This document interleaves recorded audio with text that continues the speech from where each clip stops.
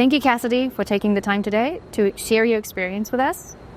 So, coming straight to the questions, what motivated you to join the Future Leader program?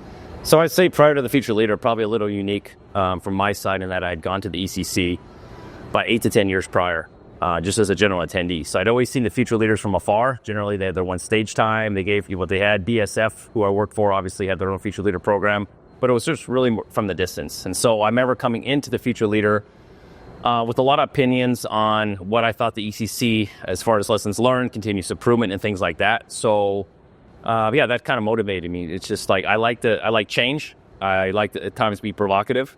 Not vault or anything like that, but deliberate and have good outcomes. And so I thought a little bit of perspective with some history with it put me in a position to make some impact immediately. So that was an immediate motivator for myself.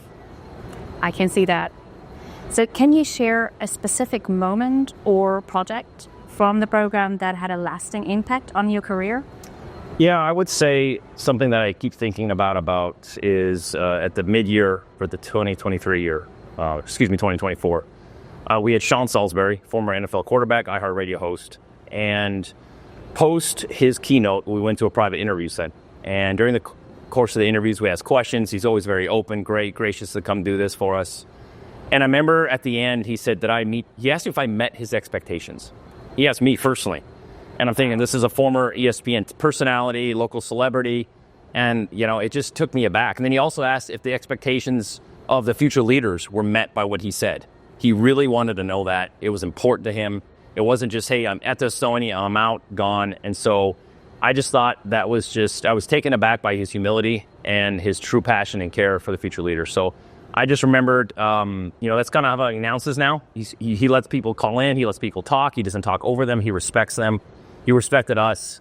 And it was a good walk away for me. So that was really impactful for me to hear that. Natural leader. Yeah, he was. And hope I could do the same. So were there any challenges you faced during the program that helped you to grow professionally or personally or both? Yeah, I think what comes to mind was probably 2023 ECC down in Marco Island. At the time, in moving was Hurricane Idalia, which almost canceled the conference, and to the point where the day before, the ECC didn't know if they were going to, but it did significantly impact attendees. And so I was on a forum that year, and working with Brandon Mabel, who was actually the forum chair for the board, we really immediately thought there was going to be a 50% reduction in attendees. Yeah. So right away, there was an all call to all the forums of whose speakers are coming. Are you going to be there? Do we have to take what was normally 8 to 9 forums to cut that down to 2? There was a lot of, it wasn't panic, but it was like, who's going to be here? Who's not? What's this show and what's the forums going to look like come Thursday and Friday? And because I had a good relationship with our panelists, and I was actually moderating, which probably helped too, so I knew where I would be. But we immediately made contact with our panelists. It was a strong team. They were committed to the ECC. They had already booked their flights. They were on the way. We had planned ahead. And so within about 45 minutes, I was able to confirm to the board that our panel would be 100% attendee accounted for, and they could keep the time slots, for us. And so we wouldn't be impacted. And so, yeah, it's adapt and overcome, quick things, change, be able to react. But I think we leveraged strong team unity to where, I didn't have to go out to this panels right away with some doubts. I hope you're coming. Like, I knew I'd confident going to them. They're confident writing back. We knew each other. We shared personal information, easy to get a hold of on the phone, that kind of thing. Yeah. And so it came full circle pretty well that year. So that's something that really probably won't be forgotten by my side in my professional life. I can see that. And I do remember the conference. Yeah. Was my first one. Okay. And I had not noticed any disruption whatsoever. Yeah. So, well, I'm glad it came off clean. But a couple days prior, there was some scrambling, and people don't know, but, like you see at most ECs, when people get up there, keynote, forum, panels, it's very well prepared.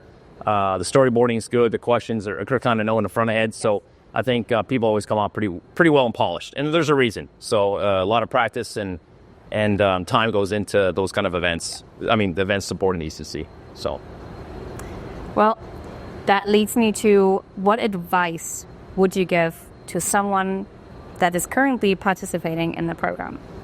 I've said this a lot to a lot of the future leaders that I've met or come up to the program. So this is somewhat repeat for some in the audience. But if you look at the survey results post EC, generally when they ask why are you there or what were you there for, it's generally networking and collaboration of some kind. That's always the highest, percentage that people vote. And so we say networking, but what does that mean? How do you do it? And so one thing would be a future is get out and meet people that aren't in your company, that aren't in your business segment or sector, and don't be afraid, right? And get out and shake a lot of hands. Have business cards ready. Be ready to know kind of how to follow up from the introduction to the ECC, because the ECC is a great place where there's not enough time to always do the business there, but you tee it up, you get back to where where you live, Houston or Gulf Coast or up north or wherever it is. Then you follow up with that person and you make it happen. So it's really learning the art of networking, and is one thing that I would tell the future leaders, if they could get good at it, you'll go a long way and make more out of the program. But that's not always the case, but sometimes it's just said, not done, in my opinion, properly. And so that's usually some of my early guidance to some of the future leaders coming up. It's kind of maybe some tips on how to do that. I'll keep that in mind as a future leader. Okay. So, my last question. Have you stayed connected with the other alumni that were in your year, and has that network been beneficial? It has been beneficial. Maybe that's obvious, but and I have stayed connected. And so maybe fortunate within my own organization that my position does allow itself or encourage or need to have the external networking to kind of bring in support for various services or projects or whatever we're doing for BASF. But one thing I would give an example for, and just always trying to promote the ECC. So when I have, for instance, there's been lately some projects that have called me for service help. Who can do this kind of consulting? Who can do this? And generally the first thing I do is go to the Rolodex of the ECC. And many times I've pulled those companies and made that connection, brought them in. And generally it's myself and the ECC future leader, or whoever that was, that, we know each other. No one else does. And so we start the conversation, but I'm always quick to point out, hopefully more for the contractor or the service provider's benefit. Yeah. Because generally there's other leadership on there. Say, hey, glad everybody came together.